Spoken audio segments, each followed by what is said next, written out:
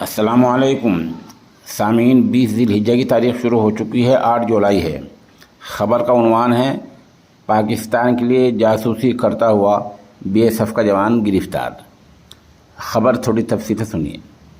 Gujarat ATS ने ISI के लिए जासूसी करने के नेटवर्क का इंकशाफ किया है। इस कार्रवाई में एटीएस ने पाकिस्तान के लिए जासूसी करने वाले बीएसएफ के एक मुलाजिम को गिरफ़्तार किया है। इसका नाम नीलेश वालिया बताया गया है।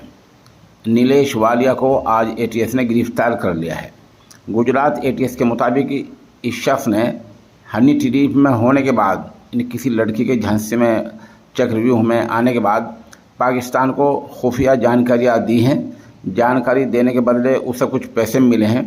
इस नेटवर्क के तार उत्तर प्रदेश यानी यूपी तक फैले हुए हैं और गुजरात एटीएस के इनपुट पर यूपी एटीएस ने भी रियासत में जांच शुरू कर दी है। बहरहाल पाकिस्तान के लिए जासूसी कर रहे नीलेश वालिया को आज एटीएस ने गिरफ्तार कर लिया है।